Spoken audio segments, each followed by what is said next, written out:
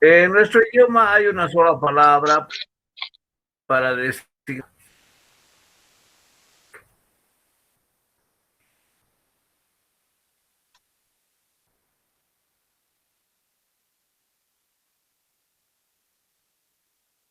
diferenciarlos, utilizamos alguna palabra como la gran historia, la historia de los historiadores o escrita por los historiadores y la historia de los actores. Hay, por ejemplo, la expresión esto es histórico, ¿no? Aquí, por ejemplo, tengo una fotografía de noviembre de 1989, si no me equivoco, cuando cayó el muro de Berlín. Y evidentemente las personas que están ahí, derruyéndolo, atravesándolo, están viendo un hecho histórico, por decir así. ¿Cómo puede ser un hecho histórico si todavía no ha terminado, si está pasando? ¿Es dable llamar a un acontecimiento histórico mientras está sucediendo?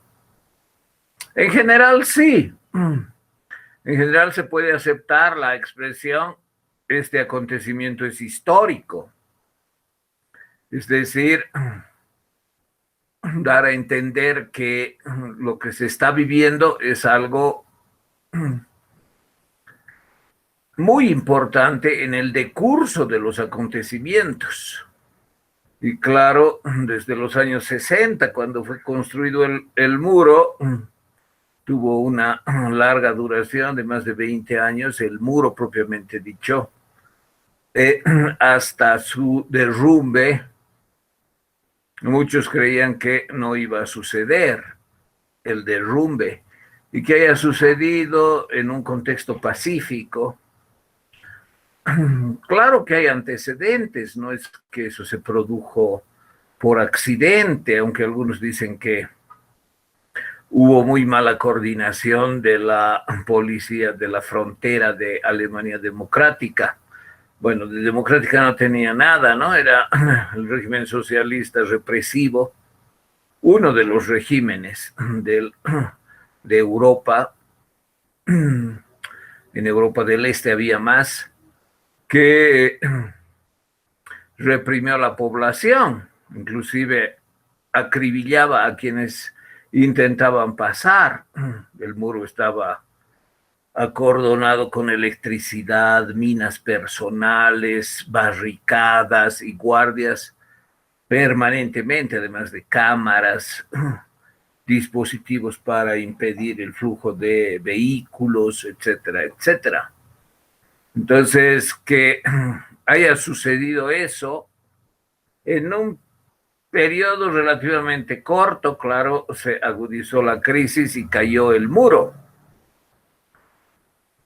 Que haya sucedido tal situación permite decir fue un hecho histórico.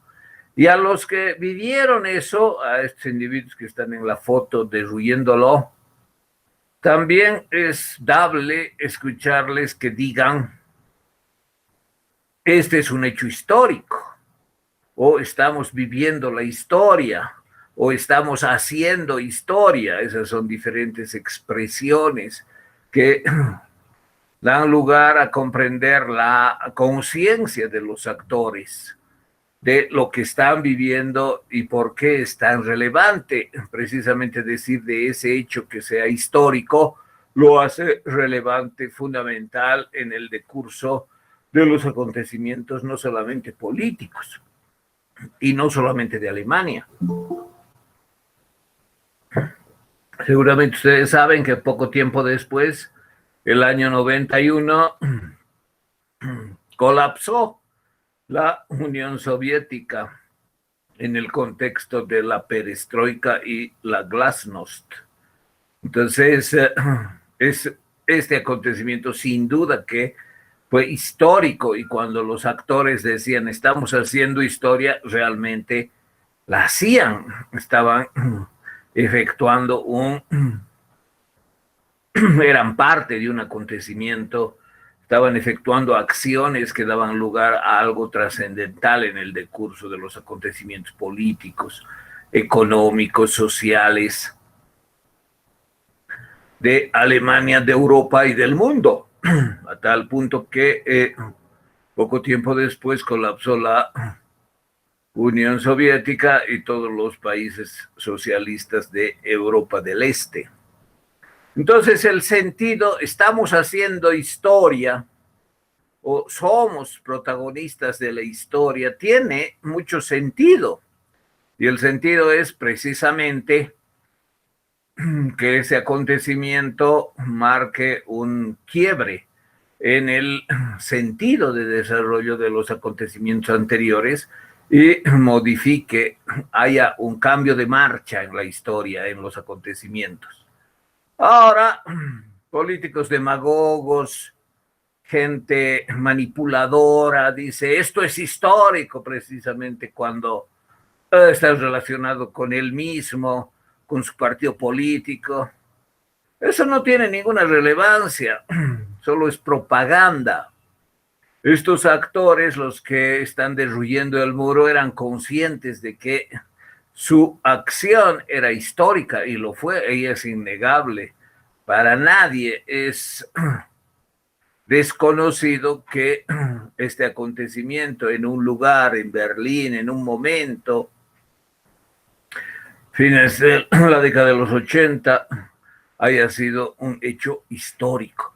Entonces hay este sentido de la palabra historia que significa un acontecimiento del que se predica que es histórico, como fundamental, como disruptivo, como un cambio de marcha en los acontecimientos que hasta ese momento se habían dado en ese contexto espacio-temporal al que se refiere el adjetivo histórico, es decir, estos acontecimientos, este hecho es histórico y eso es legítimo. Ahora, no solamente los acontecimientos violentos, ¿no? Aquí tengo una fotografía de La libertad guiando al pueblo, este óleo de que representa la Revolución Francesa de 1789, la libertad semidesnuda guiando al pueblo, especialmente a los sans-culottes, ¿no? Que protagonizaron la revuelta, la toma de la Bastilla, etcétera. Entonces, esto también es histórico. Hay acontecimientos que se dicen históricos el momento que acontecen y son reconocidos por los propios actores. Hay acontecimientos que después son tildados, son establecidos como históricos, porque también representan esa ruptura, no necesariamente en el momento en que suceden, sino puede ser después. Y hay también relativo acuerdo en que lo son, es decir, que son históricos, que marcan un cambio de marcha, como les había dicho, ¿no? Es decir, los acontecimientos hasta ese momento sucedieron según una línea, es decir, una tendencia, un sentido, pero después cambiaron gracias precisamente a esa ruptura simbolizada, expresada en un acto, un acontecimiento, un hecho sumamente visible, sumamente identificable, ¿no? Es que duró varios años, ¿no? La caída del muro duró pocas horas, desde que comenzó a abalanzarse la multitud hasta que se autorizó que pasaran y no les dispararan para asesinarlos,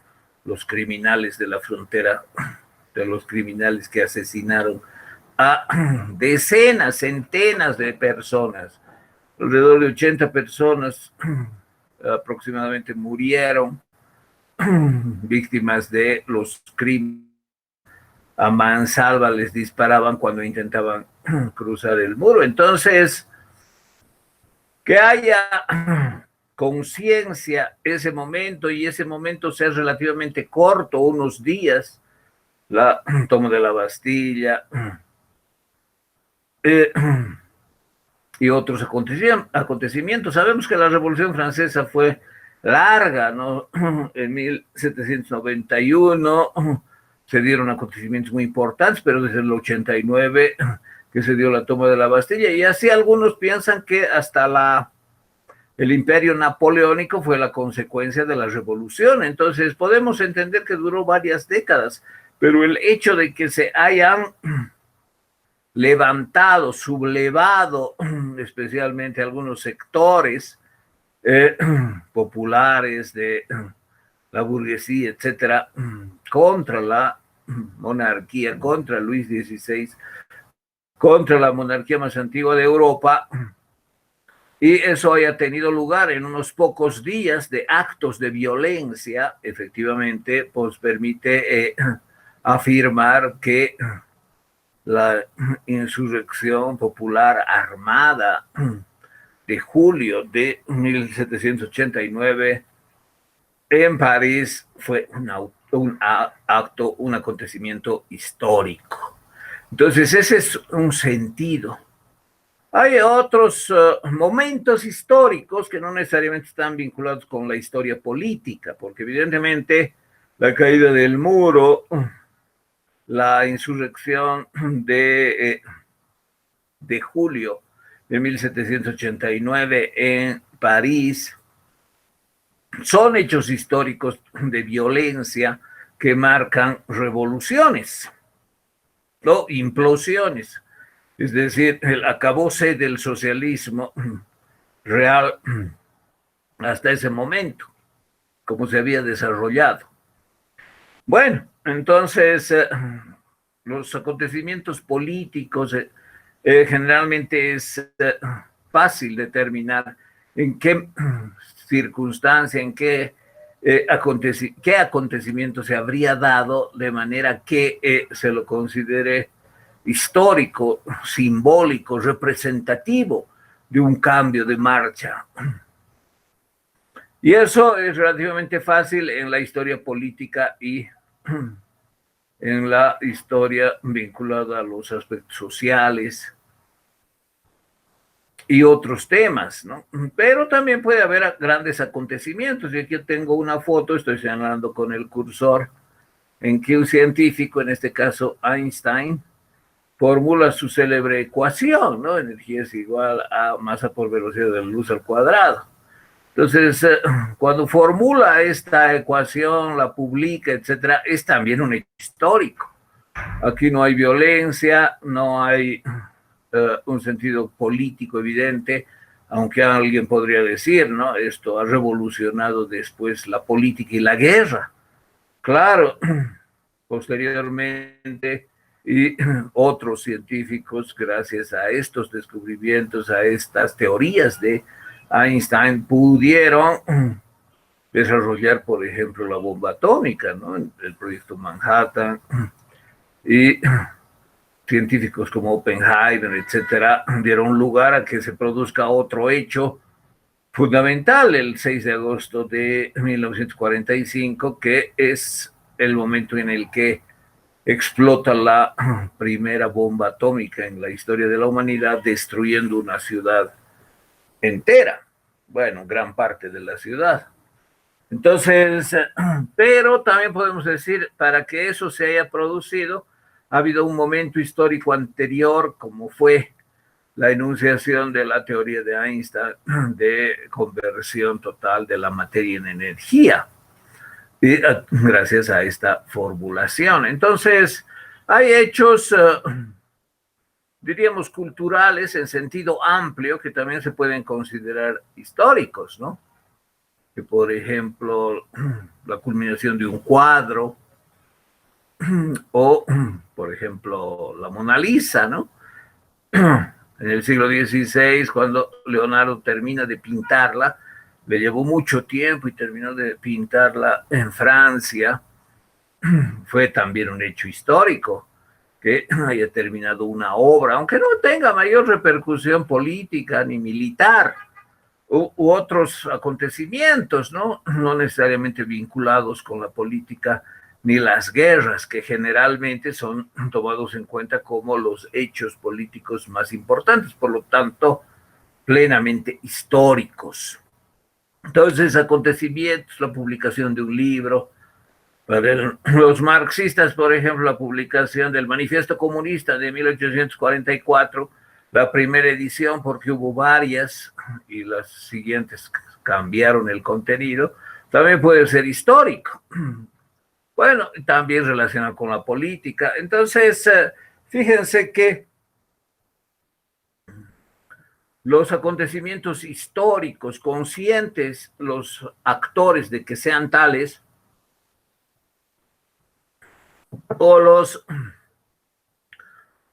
acontecimientos históricos establecidos como tales posteriormente. En cuanto Einstein publicó su teoría general de la relatividad, surgieron muchos escritos contra Einstein, inclusive atacándolo, ridiculizándolo. Entonces, no basta que haya una publicación para que ese hecho sea histórico, puede haber también una reacción de otras personas para aplastarlo, para minimizarlo, para inclusive denunciarlo como falso, arbitrario o lo que fuera. Y posteriormente recién se reconoce que en qué momento hubo esa enunciación que dio lugar a tantos cambios en la guerra, la política y en definitiva en la historia. Y por otra parte también puede ser que el pintor, por ejemplo Van Gogh, haya pintado cuadros muy célebres que hoy cuestan millones, pero que en vida no haya vendido nada, o haya vendido 2 o 3, y que haya vivido en la miseria y atormentado por sus propios demonios. Entonces, el hecho que haya terminado en una fecha determinada, por ejemplo, La Noche, que es un cuadro de Van Gogh que seguramente ustedes conocen, nadie en ese momento iba a reconocer que ese era un hecho histórico notable en la historia de la pintura o de las artes plásticas.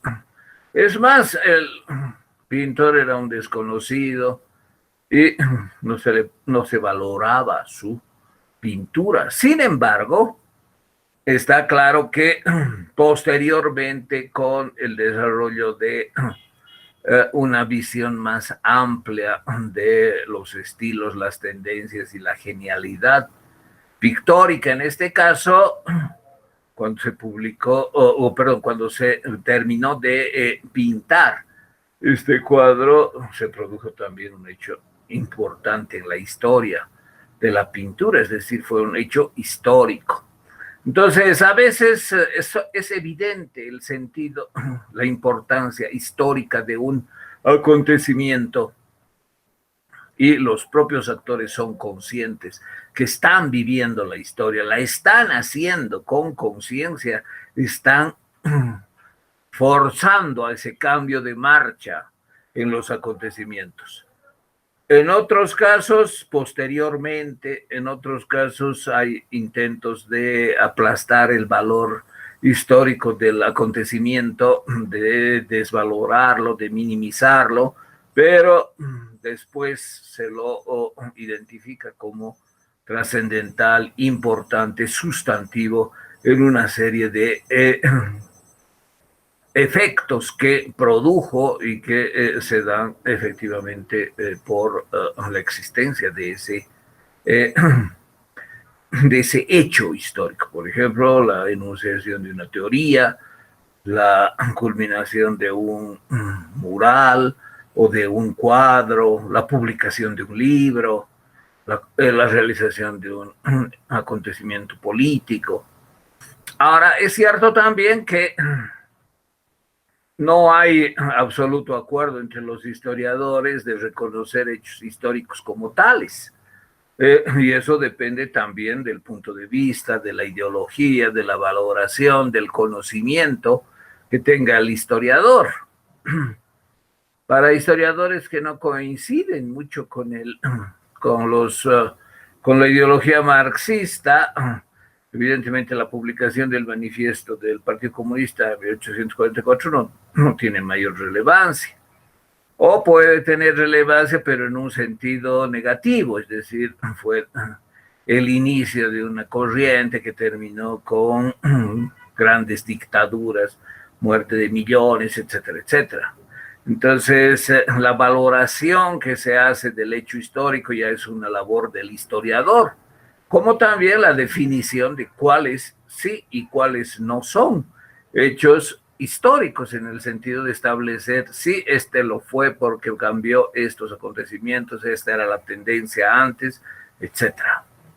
Entonces, este es un sentido de usar la palabra historia, o mejor, usar el adjetivo como algo que se puede aplicar a determinados acontecimientos, procesos, señalando su trascendencia, es decir, que habrían ocasionado efectivamente cierto cambio de marcha en los acontecimientos, que habrían tenido repercusiones muy profundas a mediano y largo plazo, o que representaría un gran logro en cuanto a ciertas tendencias o la culminación de un proceso, por decir algo.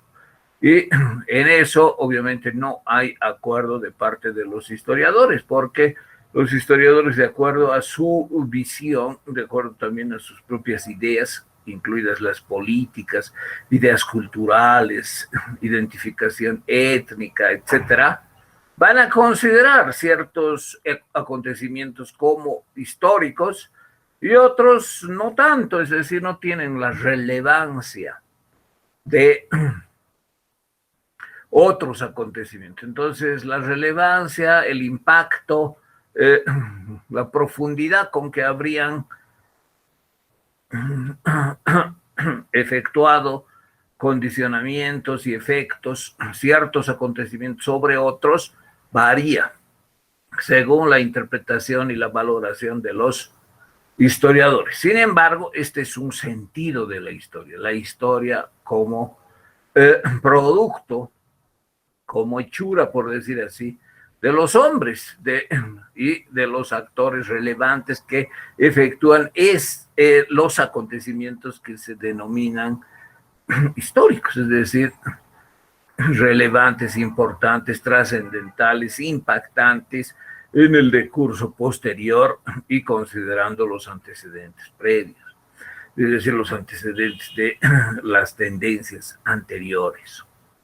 Bueno, ese es el sentido, diríamos, más común, más aceptado, más usado de la palabra historia como adjetivo que se refiere a la importancia de ciertos acontecimientos, calificándolos de históricos.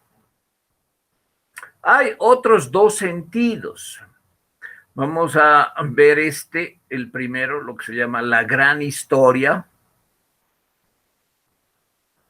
donde podemos encontrar todos los acontecimientos históricos, en el sentido que hemos dicho, y también los menos relevantes, los más rutinarios, los más de la vida diaria, los más, por decir así, comunes, o los que no tienen mayor repercusión, o al parecer no es evidente su repercusión. Y aquí está una enorme cantidad de acontecimientos. Entonces, lo que se llama la gran historia, inclusive había un programa de televisión, por eso también el nombre es apropiado, que consiste en la gran historia. ¿Y aquí qué entra, por decir así?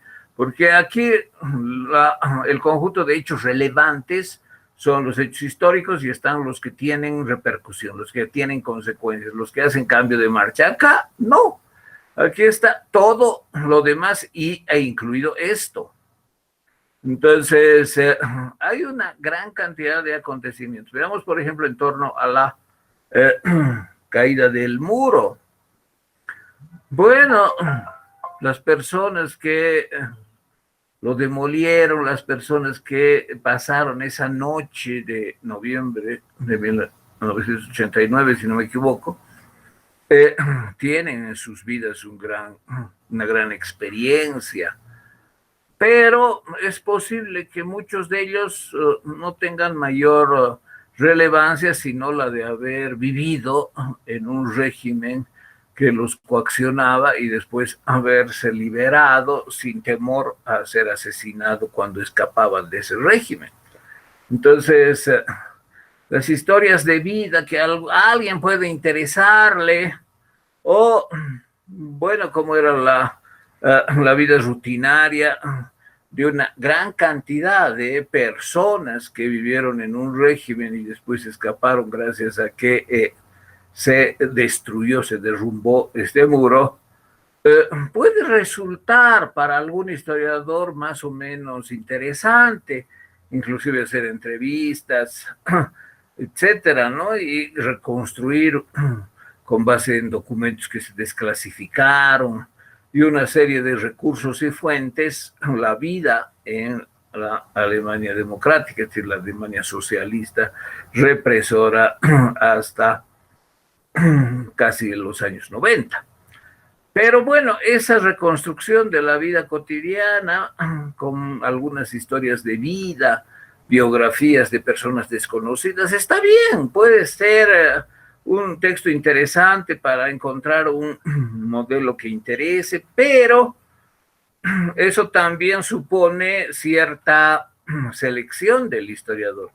Cuando hablamos de la gran historia, estamos hablando de todos los acontecimientos que han sucedido y que ningún historiador conoce totalmente. El historiador que escribe, ya han escrito, ¿no? O escribirán en el futuro cómo cayó el muro, por qué cayó, qué consecuencias tuvo. O el historiador que escriba la vida de algunos que fueron los primeros en atravesar el muro ya derruido. Esos historiadores solamente conocen algo muy delimitado del gran conjunto de acontecimientos que pasaron. Antes, inmediatamente antes de que se derrumba el muro, durante esas pocas horas que duró el traslado y después el retiro de los escombros y la unificación de Alemania y el desarrollo capitalista de toda Alemania hasta convertirse en la primera potencia europea, fíjense, logró eso por la unificación de las dos Alemanias y el desarrollo de la economía capitalista y el imperio de un sistema democrático, es decir, un sistema de libertad, de elección de los dirigentes, del primer ministro, etcétera. Entonces, pese a que alguien puede conocer bastante bien la historia de Alemania desde los años 80 hasta el presente, y ser un historiador de ese periodo, lo que elabora, aquí estoy señalando con el cursor, lo que elabora es siempre parcial, es solo un conjunto que él, el historiador como tal, como persona, como profesional, considera que vale la pena narrar e inclusive explicar. La narración es más descriptiva, como saben. Es decir, esto pasó, lo que algunos con un cierto desprecio llaman, es el historiador nos ofrece cuentitos, ¿no? Hablan algunos así por no comprender la importancia del trabajo del historiador. Y efectivamente en algunos casos es así, son cuentos, ¿no? Cuentos verdaderos, es decir, no son fruto de la imaginación del historiador, pero está claro que él se basa en fuentes, desecha otras fuentes, privilegia algunas, da relevancia a otras, llena huecos que se forman en la información que recopila y que sistematiza y describe. Y con eso tenemos una narración. A veces ya no son historiadores, son productores de películas y le dan un tono dramático, hechos que exceden en dramatismo, en acontecimientos extraordinarios que tampoco están respaldados por ninguna fuente, ¿no? Entonces también hay eso, pero bueno, nosotros estamos hablando del historiador. Entonces el historiador, con base en las fuentes que él considera convenientes, fidedignas, eh, útiles, ofrece una narración.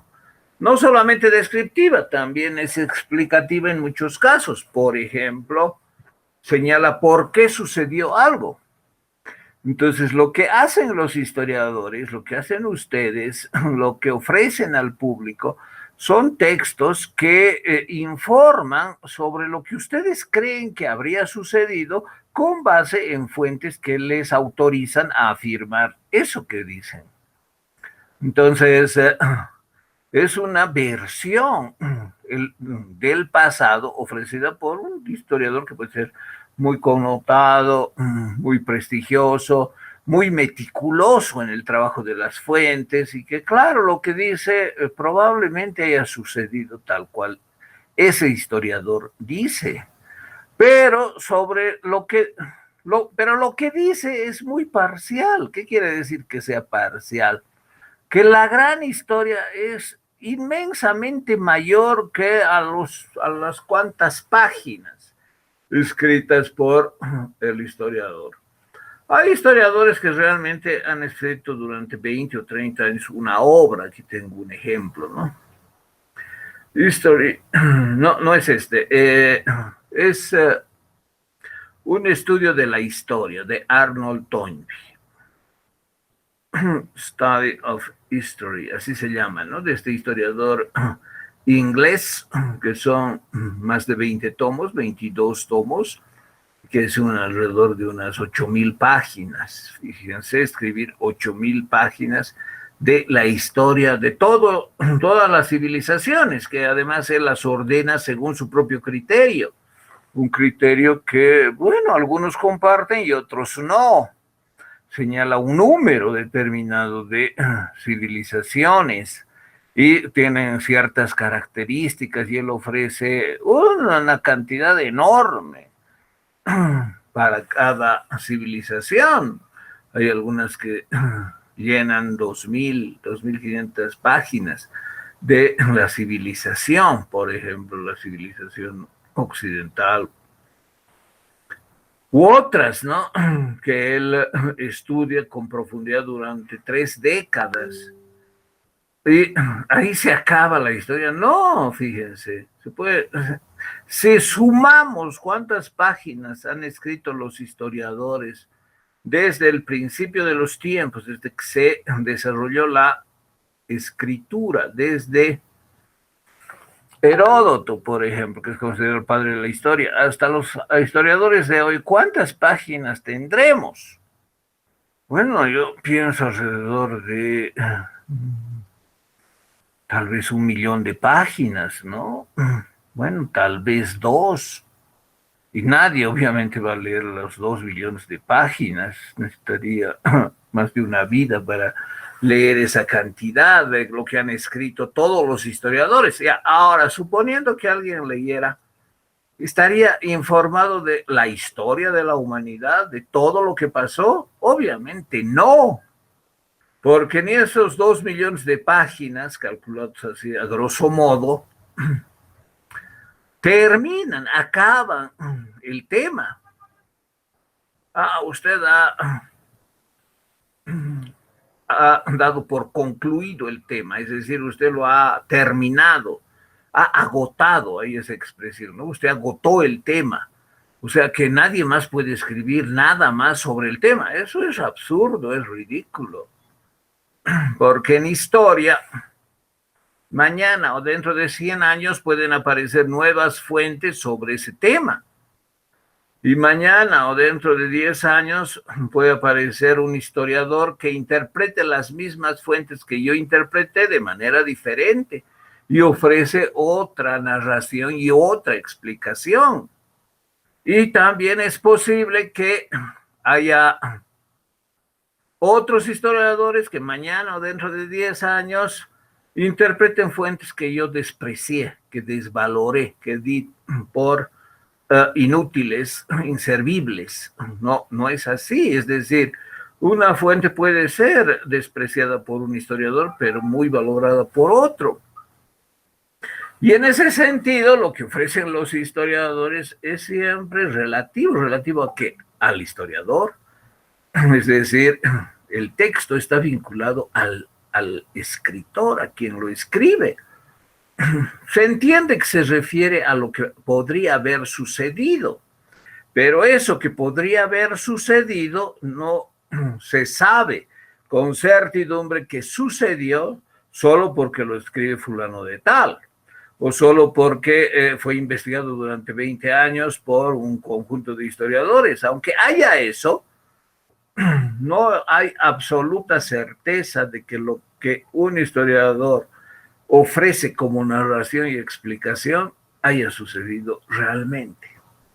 Y aunque acertara, porque claro, tampoco vamos a tener una actitud escéptica radical, inútil finalmente, ¿no? Yo puedo decir, sí, tal historiador me convence en lo que dice. Creo que lo que dice y cómo ha investigado, las fuentes que ha utilizado, cómo las ha interpretado, ha hecho muy buen trabajo. Por lo tanto, yo pienso que lo que ofrece realmente sucedió.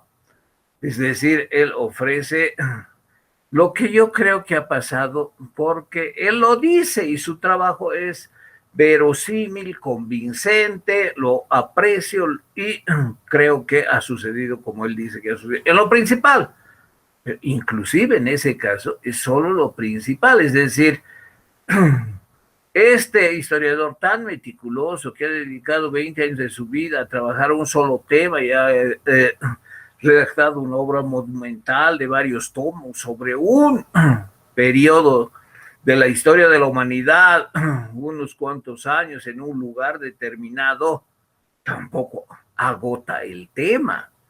Es decir, puede ofrecer, y yo estoy plenamente de acuerdo porque su trabajo es muy respetable, su trabajo es muy meticuloso, está muy bien fundamentado, su método es impecable, no desliza contenidos ideológicos, valoraciones personales. Ya, muy bien, puede ser. Hay algunos de esos historiadores evaluados por los lectores. Muy bien, pero ¿este historiador ha agotado el tema? No, jamás se puede afirmar eso de nadie o de varios. No, estos tres historiadores han agotado el tema plenamente. Ya no hay nada más que decir. No, siempre existen otros aspectos, otras particularidades, otros hechos de la gran historia que es posible que nadie los haya tomado en cuenta, que es posible que nadie haya encontrado las fuentes, que es posible que nadie los valore ni los destaque, que es posible que pasen desapercibidos y también es posible que otros hayan sido falseados por la historia oficial. Entonces, fíjense, ¿qué es la gran historia? ¿Qué es este sentido de la historia? Como la gran historia es el conjunto de los acontecimientos, es la enorme y casi inacabable cantidad de hechos que se han dado en el transcurso del tiempo en los distintos escenarios y que son hechura, por decir así, obra de los hombres. Entonces, y eso nadie conoce a plenitud. Nadie conoce totalmente. Y es realmente una ingenuidad decir, tal historiador agotó el tema. Por muy dedicado que yo sea a un espacio muy delimitado y que haya empleado un método muy riguroso para narrar la, lo que para mí ha acontecido, lo que hago siempre es parcial. Entonces, el otro sentido de la historia es lo que ofrecen los historiadores, la narración y explicación de los procesos, de los acontecimientos, de los periodos, de acuerdo a su interés. Fíjense, de acuerdo a su interés, siempre de acuerdo a su interés. Y si hay un interés del historiador que es personal, subjetivo, eso también ha de influir de alguna manera en el texto. Entonces, el texto que ofrece no es absolutamente imparcial, absolutamente objetivo, pero igual se puede asumir que este texto, en lo fundamental, dice lo que sucedió, dice lo que realmente pasó. ¿Qué quiere decir lo que realmente pasó? Lo que realmente haya sucedido, pero ¿quién sabe qué es eso? Nadie, lamentablemente. O sea, se asume. Estamos de acuerdo, ese criterio se llama el criterio de la intersubjetividad. Estamos de acuerdo como lectores que este escritor, que es historiador, y también sus pares, otros historiadores dicen lo mismo, realiza un buen trabajo, que aplica muy bien el método que usa, que lo que escribe es bastante convincente, es muy probable que lo que haya sucedido realmente pasó como él dice que haya sucedido. Muy bien, muchos aplausos para este historiador, pero nadie, en resumen, tiene la certeza de que esta u otra narración haya sucedido realmente. Y a veces hay narraciones contradictorias que no se pueden añadir o poner una al lado de la otra. Es decir, algunos hacen énfasis en cierto aspecto, otros en otro aspecto, pero al final se les puede aceptar a todos, ya está bien, se acepta a todos, porque remarcan diferentes aspectos de la realidad.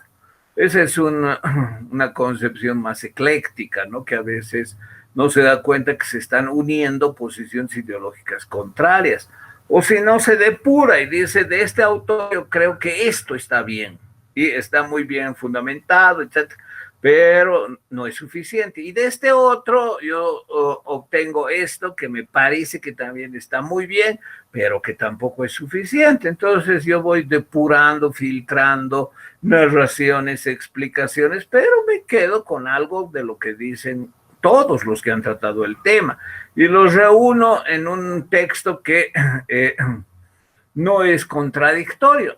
¿He agotado el tema? Tampoco.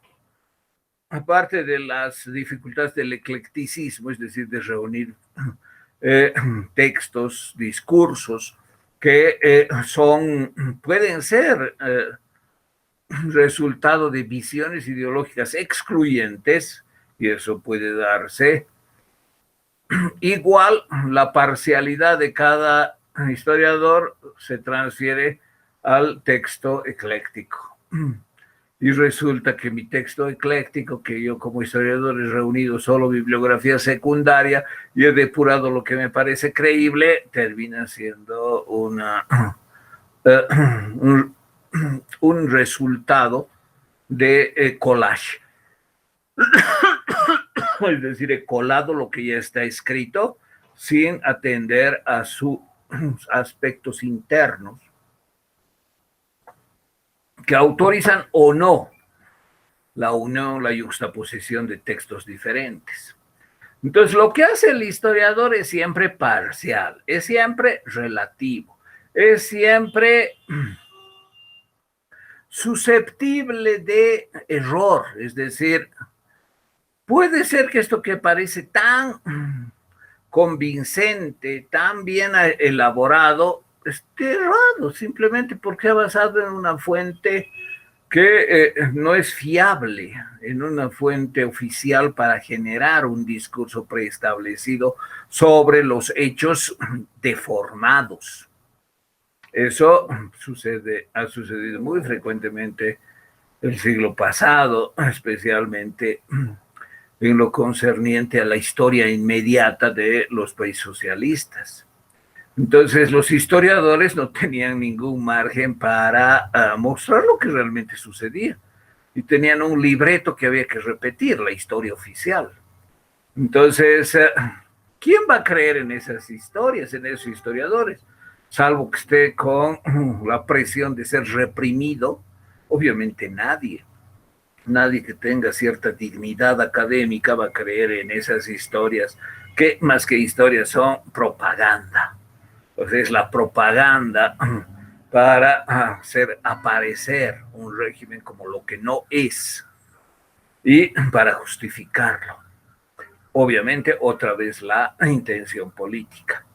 Entonces, hay posibilidad de error. El historiador es subjetivo, tiene tendencias ideológicas que se trasuntan en su texto, tiene preferencias, tiene limitaciones inclusive en cuanto a las fuentes, acceso, y puede ser también engañado por la historia oficial, puede carecer de espíritu crítico, puede tener limitaciones en el método histórico y el mismo método que esté vigente puede en ese momento, que en el momento en que escribe, puede tener muchas objeciones. Entonces, esta es la realidad del historiador cuando efectúa el trabajo de ofrecer al lector un texto que le diga al lector lo que el escritor, es decir, el historiador, cree que ha sucedido. En el mejor de los casos, suponiendo que lo hace de modo muy sincero, ¿no? Y no condicionado por que tiene que elaborar un discurso de propaganda. Entonces, si no está condicionado, no tiene que hacer aparecer como los patrocinadores o el entorno académico o el círculo de poder le obliga a que tenga que escribir lo que ya está predefinido, si no tiene libertad y es sincero, etcétera. Aún en esos casos, lo que ofrece es parcial, no es verificable, salvo atendiendo a esas mismas fuentes. Que por lo demás nunca van a ser interpretadas de la misma forma por todos, no van a ser valoradas de la misma forma por todos. Entonces, el historiador es subjetivo, parcial, puede estar condicionado a situaciones extraacadémicas, situaciones de poder que le obligan a elaborar un discurso. Y el lector que lee su obra, la narración que ofrece, asume que lo que está escrito es lo que pasó. Eso es muy importante de tener en cuenta, ¿no? Los historiadores ofrecen una visión del pasado que se asume por el lector como el pasado. Es decir, se asume que, es más, este es un eximio historiador con tanto prestigio, ha investigado tanto, ha escrito tanto, lo que dice es la verdad, lo que dice es lo que pasó, eso es lo que se asume. Pero una plena certidumbre de que eso que está escrito por el historiador sea verdad, es decir, haya sucedido como dice que ha sucedido, posiblemente sí, pero también posiblemente no, y posiblemente también a medias, es decir, señala de manera correcta lo que en líneas gruesas, por decir así, sucedió, pero también hay alguna línea gruesa que se le olvida y alguna línea gruesa que exagera, entonces ahí se ve que hay evidentemente la mano del escritor. Por lo tanto, aunque yo sea muy,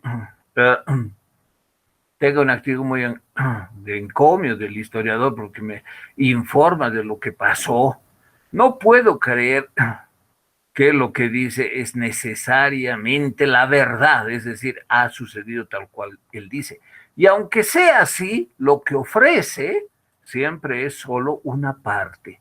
La gran historia es mucho más rica que el texto o las miles de páginas escritas por el historiador. La gran historia es casi inacabable y permite escribir una y otra vez sobre lo mismo y permite buscar, investigar nuevas fuentes y permite nuevas lecturas, nuevas relaciones, nuevas conexiones entre los hechos. Eso es lo que este programa llamado La Gran Historia ofrece, fíjense, cómo se conecta en una red de acontecimientos simultáneos y sucesivos un conjunto de hechos que tienen relevancia precisamente en la gran red de los acontecimientos inacabables del pasado, la gran historia.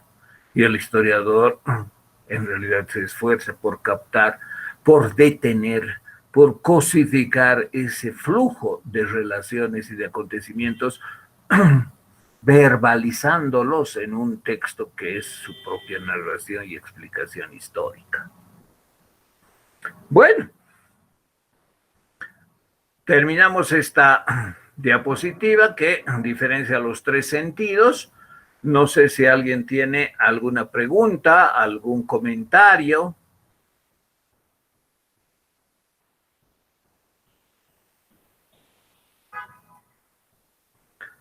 Bueno, espero que hayan recibido bien la señal y que la conexión. Y continuamos. Conscientes de estas diferencias, de que hay la gran historia, de que hay la historia escrita por los historiadores y que hay los hechos históricos, ¿podemos decir que la historia escrita por los historiadores es científica? Porque claro, hemos visto las definiciones, ¿no? Y alguien decía, es von Ranke, ¿no? Es un arte. Lo que hacen los historiadores es un arte. ¿Qué significa eso? Bueno, ya hemos visto. También dice un arte y una ciencia. Ahora, ¿qué significa que sea ciencia? Es un tema que a veces los historiadores rehuyen porque no es tan fácil de determinar. Porque además no quieren llamarse científicos, ¿no? Claro, si la historia fuese una ciencia, serían científicos. No, yo no soy científico, soy historiador. Ah, bueno, disculpe, pero entonces no es historiador, es un artista. Oh, perdón, no es científico, es un artista. Tampoco responden, ¿no? No, soy humanista e historiador. Bueno, ¿y eso qué significa? Para información de ustedes, hay un manual que se llama el Manual de Frascati, que establece, perdón,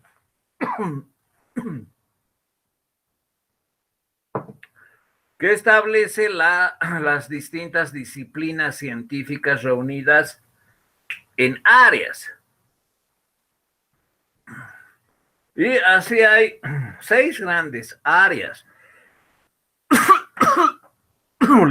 Las humanidades es un área científica. Dicho de otra forma, el desarrollo de las disciplinas humanísticas es científico. Y eso se puede ver muy claramente, por ejemplo, en la lingüística, en la psicología y otras disciplinas vinculadas con las humanidades. Y la historia es parte de las humanidades. Por lo tanto, según este manual, la historia es una ciencia desarrollada dentro del área de las humanidades. Es decir, las humanidades son susceptibles de desarrollo científico. Y eso lo establece el manual de Frascati. ¿Qué es el manual de Frascati? Primero, Frascati es una ciudad italiana que en 1960 reunió a científicos de todas las disciplinas y elaboró un libro que se llama el Manual de Frascati y cada cierto tiempo se rehace. La última la última edición del Manual de Frascati, fruto de otra reunión, porque claro, para que haya un nuevo manual hay otra reunión mundial de científicos de todas las disciplinas, todas absolutamente.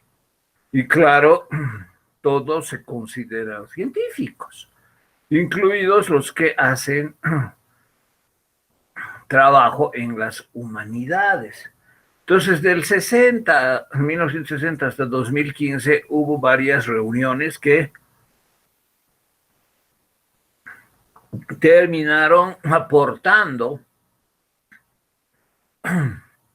sendos libros con el mismo título, ediciones, Manual de Frascati.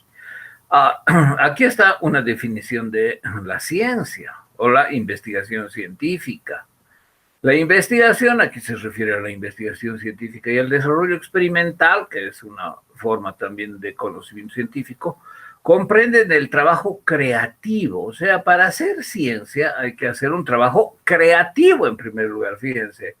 No, solo los artistas hacen creación, los científicos no es así, hay que tener creatividad, inclusive para escribir una fórmula física o matemática. En ese sentido, todas las disciplinas incluyen un trabajo creativo, pero además no de forma anárquica, ¿no? Así me he soñado algo y lo voy a expresar en un cuadro, qué creativo soy.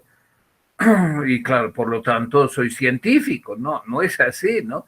Sino un trabajo creativo de forma sistemática y que aumenta los conocimientos humanos, culturales y sociales y el uso de esos conocimientos para nuevas aplicaciones. Fíjense, es muy interesante lo que dice la definición de la ciencia, trabajo creativo, sistemático, que aumenta el conocimiento de la humanidad y que siendo un baluarte cultural y social tiene aplicaciones. Bueno, entonces, así se entiende que la matemática, la física, la sociología, la psicología sean ciencias, pero también otras disciplinas, incluidas las humanísticas o las humanidades, por ejemplo, la historia, el estudio de las lenguas, la lingüística o la crítica literaria. Aquí no se trata de la literatura como creación. Sí, yo soy escritor de cuentos o de poesía, por lo tanto soy científico, no se trata de eso, ¿no? Se trata del estudio científico sistemático de la literatura. Y para eso hay que estudiar. Para escribir poesía solo hay que sentir y tener buena pluma. Ahí se acabó el tema, ¿no? En cambio, para hacer crítica literaria, incluida la crítica de la poesía, hay que estudiar y hay que conocer y hay que realizar estudios sistemáticos, también creativos, críticos, etc. Entonces, la literatura no es escribir poesía o cuentos, sino hacer crítica literaria. La lengua es el estudio de las lenguas, su gramática, su fonética, etc.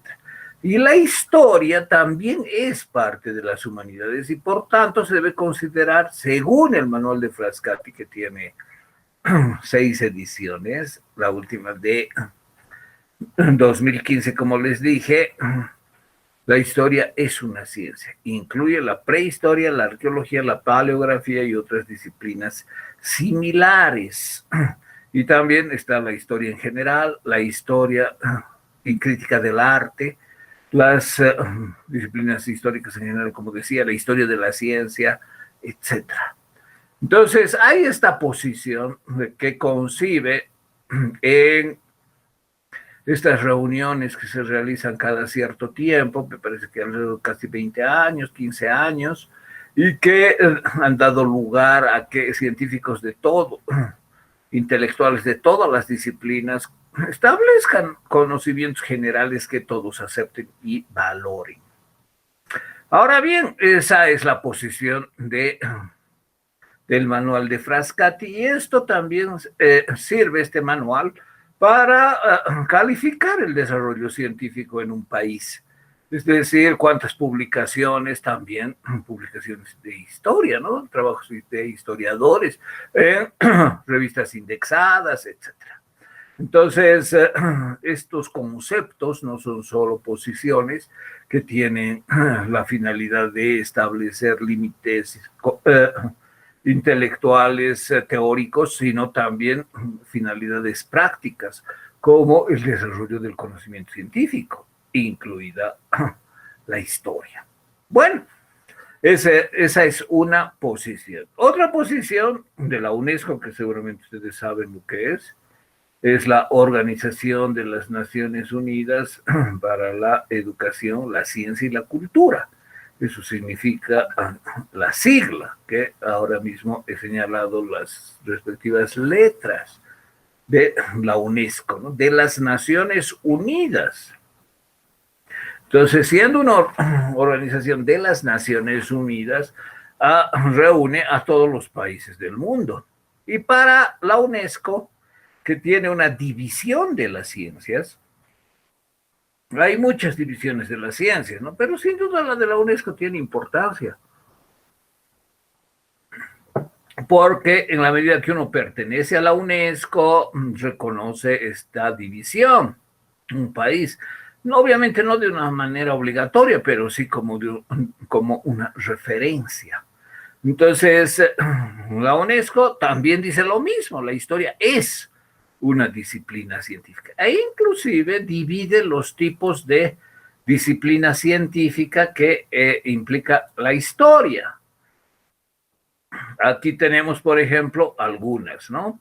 Tenemos, perdón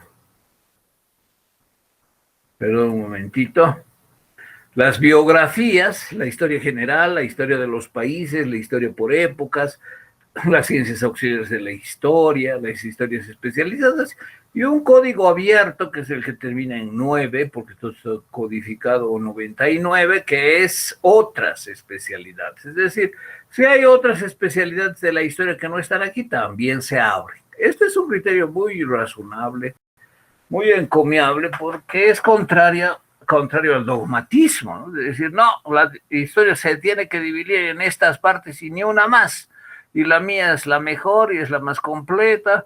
Puede ser muy buena su división, pero mañana pueden aparecer otras disciplinas de la historia que tengan igual o mejor sustento científico. Y en ese sentido, es mejor siempre que haya un acápite abierto, es decir, aquí puede darse lugar a que aparezcan otras divisiones de la historia como disciplina, como quehacer de los historiadores, que implica otros campos, es decir, otras divisiones a las aceptadas comúnmente, o diríamos de una manera institucional de parte de esta organización. Aquí tengo, solamente para su información, cómo divide el manual de Frascati a las ciencias. Les decía, son seis grandes ámbitos: ciencias naturales y exactas, con las que se incluyen aquí, ingeniería y tecnología, ciencias médicas, ciencias agrícolas, ciencias sociales y humanidades. Y aquí está lo que habla de la historia. Ciencias sociales está, por ejemplo, la economía, la psicología, son ciencias sociales, son la educación. Y en las humanidades hay otras, incluida la historia. Y bueno, entonces hasta aquí encontramos que hay una posición que es la del manual de Frascati, y también la posición de la UNESCO y de otros, diríamos, pensadores, filósofos de la historia, desde el punto de vista analítico, desde el punto de vista epistemológico, que dicen que la historia que hacen los historiadores, obviamente de esa historia estamos hablando, del centro, ¿no? En este cuadro, de esta historia. La historia escrita por los historiadores. Esta historia escrita por los historiadores es una actividad humana que puede considerarse científica. Sí, lo es. Hemos visto que entre los filósofos de la historia, los más destacados son Bury y Collingwood, quienes señalan, Bury lo hizo primero, los dos son ingleses, la historia es una ciencia, ni más ni menos. Eso dice Bury. Collingwood reafirma lo que dice, con una teoría epistemológica un poco más desarrollada, que es la teoría de Collingwood. Y también hay otros que tienen una concepción relativamente similar en otros países, aparte de Inglaterra, pero que aceptan que lo que hacen los historiadores es una actividad científica. Es una actividad que se puede reputar como científica, tan válida como otras disciplinas. Muy bien. Y entonces, que quedamos que hay una corriente epistemológica que concibe que la historia es científica, tanto de filósofos desde el punto de vista analítico, como instituciones como la UNESCO o el manual de Frascati, que es el desarrollo colectivo de científicos, intelectuales de todo el mundo durante décadas. Sin embargo, hay otros que tienen reticencia y consideran que la historia no tiene diríamos, la textura, el carácter para ser considerada como una disciplina científica. Y eso es lo que vamos a ver en el desarrollo de la primera parte de la asignatura. Como por ejemplo el neopositivismo en general tiene esa reticencia. ¿Y por qué tiene esa reticencia? Y vamos a ver también cómo el idealismo, coincidente con estas posiciones de la UNESCO, del manual de Frascati, señala que la historia es una ciencia. No solamente el idealismo, también otras corrientes, ¿no? Y también vamos a ver otra concepción que es la que se podría denominar historicista, que considera que la historia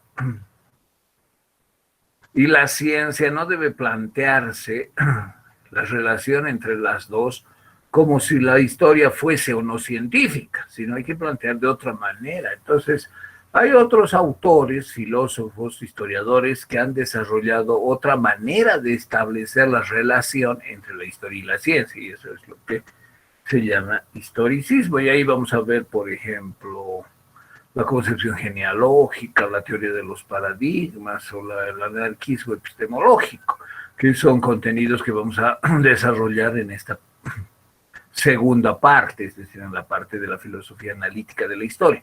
La primera parte es esta introducción que ya estamos terminando. Entonces, a partir de la diferencia entre la gran historia, la historia de los historiadores y los hechos históricos, hablando de la historia escrita por los historiadores, vamos a ver que hay concepciones que consideran que el trabajo del historiador es científico, otras que no, que consideran que no es científico el trabajo del historiador, y otras concepciones que plantean una nueva relación para establecer cómo se vincula la historia con la ciencia. Dicho esto, pasamos a una capítulo posterior, que es ya prácticamente el último de esta introducción. Previamente, ¿alguien tiene alguna pregunta hasta aquí? ¿Algún comentario?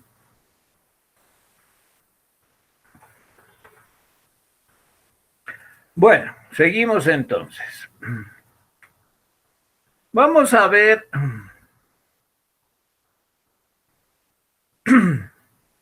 lo que se llama la historia contemporánea. Y vamos a ver si es dable la historia contemporánea. Seguramente ustedes han escuchado hablar de ella y tal vez conocen algunos desarrollos teóricos, ¿no? Normalmente, ¿cómo se da el trabajo del historiador? Si asumimos que la historia acontece en el tiempo, y el tiempo lo representamos en una línea de sucesión de momentos, y podemos establecer un punto en esa línea que corresponda a un año. Y el historiador normalmente vive después. También puede ser que viva en ese momento. Ese es un tema interesante, ¿no? El historiador siempre debe trabajar temas del pasado o puede trabajar temas de su presente.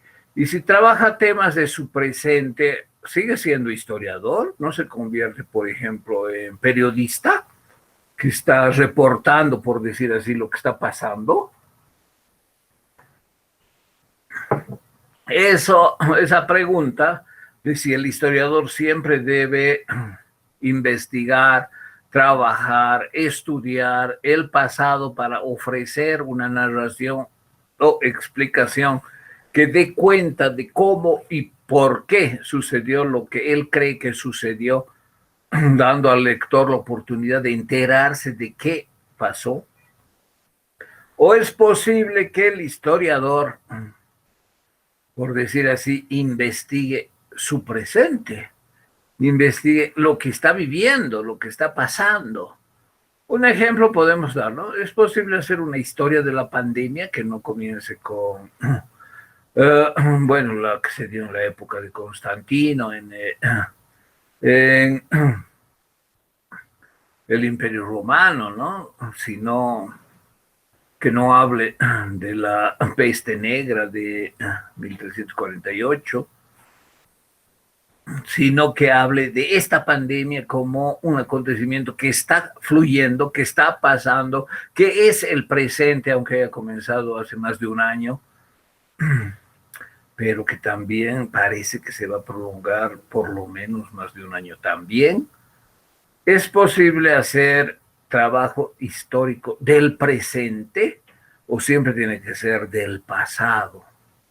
Eso es lo que también se llama el ahora de la historia, es decir, investigar no el ayer de lo que pasó, el ayer de la humanidad, sino el hoy de la humanidad, el hoy de lo que está pasando.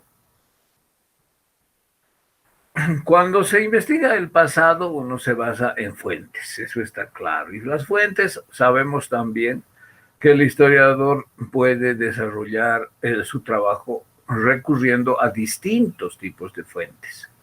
Es decir, pueden ser fuentes escritas, fuentes orales, pero hay una gran variedad de fuentes a las que puede echar mano, analizarlas, estudiarlas, desarrollarlas de una manera adecuada, verosímil, profesional y ofrecer un texto verosímil de lo que está sucediendo.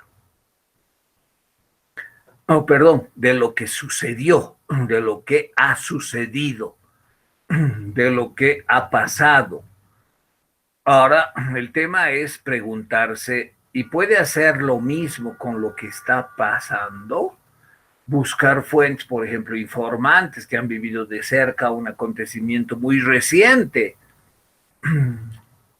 ver opiniones de expertos y comprender el problema desde distintos puntos de vista, desde el punto de vista médico, desde el punto de vista psicológico, desde el punto de vista económico, y comprender cómo eso tiene una tendencia ya en los últimos días, en las últimas semanas, y cómo se está desarrollando, o todavía no hay ninguna tendencia, o qué va a pasar.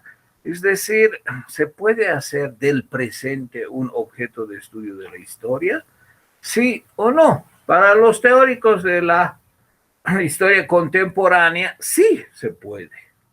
E inclusive se consideran a sí mismos como los nuevos historiadores, ¿no? Es decir, historiadores que hacen del presente su objeto de estudio. Y la historia inmediata es siempre contemporánea. Aquí contemporánea no significa desde la Revolución Francesa, ¿no? O desde la Primera Guerra Mundial. Contemporánea quiere decir lo que señala etimológicamente la palabra, que está al mismo tiempo.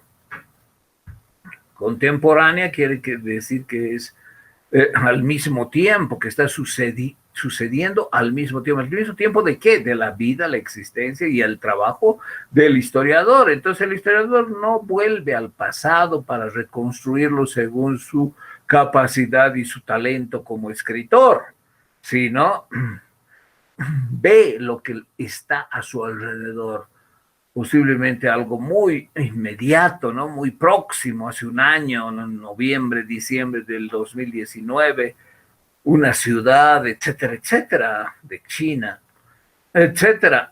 Entonces, el mundo actual, lo que está inmediatamente a su alrededor, el presente, su tiempo, eso es lo que le interesa, eso es lo que busca, por decir así, historiar, porque el historiador historia, por decir así, ¿no? Que es escribir en la historia como cree que ha pasado, que ha acontecido. Ahora, no es como cree que ha pasado, sino como piensa que está pasando, como revela que está pasando, como jerarquiza lo que está pasando y es importante para comprender lo que realmente está pasando. Esa es la historia inmediata. Cuando se habla de historia contemporánea, y esto es lo último que vamos a ver, terminamos esta introducción, eh, entendemos contemporáneo, que es al mismo tiempo o también al lado de lo que uno está, o al lado de los hechos que yo veo, lo que acontece al mismo tiempo, sincrónicamente, podríamos decir también, historia sincrónica, ¿no? Lo que está al mismo tiempo.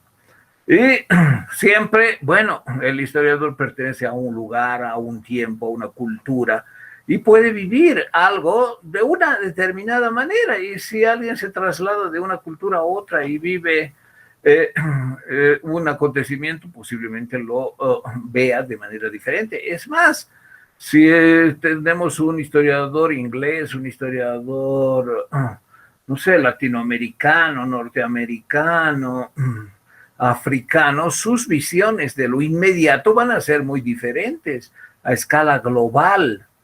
Van a tener visiones diferentes de lo que está viviendo ellos en su lugar y lo que está viviendo el mundo. Entonces van a reflejar experiencias subjetivas diferentes, vivencias distintas y van a tener también una conciencia histórica distinta en tiempo real, sincrónica con los actores y con los hechos, que evalúa de manera distinta lo que está pasando. Sin embargo, es posible y es aconsejable que haya la historia inmediata, la historia contemporánea, la historia sincrónica, la que está conmigo en cuanto a me refiero a los hechos que están sucediéndome y sucediendo al resto de las personas, no solamente en mi país, sino en el mundo. Y eso es ser contemporáneo. Con quiere decir estar junto, tempus, tiempo, y aneo, el sufijo aneo significa pertenencia.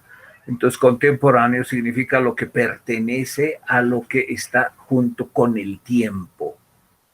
El historiador se distancia del periodista porque su método es histórico, no es el periodista que busca, en el peor caso amarillista, lo que es sensación, no es el periodista sensacionalista, o mucho peor el periodista exhibicionista, ¿no? Que cree que hay que exhibir algo. Peor el periodista sensacionalista, que solo recurre a lo que es impactante. No, su método es histórico, el método del historiador inmediato es histórico. Y las objeciones sobre la objetividad, veracidad e imparcialidad del trabajo de quien realiza historia inmediata son las mismas del trabajo del historiador en general. Y por lo tanto también se pueden aplicar las mismas réplicas. Puede ser que por el impacto y la cercanía haya mayor subjetividad, pero eso depende del historiador, es decir, de él depende ser subjetivo o no. Bien, entonces terminamos con algo que quería también introducir, que es la historia inmediata, que es una forma de entender la historia que muestra que la vieja definición del historiador, su trabajo, que es ocuparse con el pasado, ya no es necesariamente así. También el historiador puede ocuparse de su presente. Bueno, hemos terminado. Muchas gracias.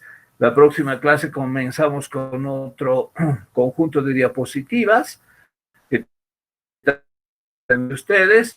Y si tienen alguna pregunta o comentario de lo que hemos avanzado hoy, tienen la palabra.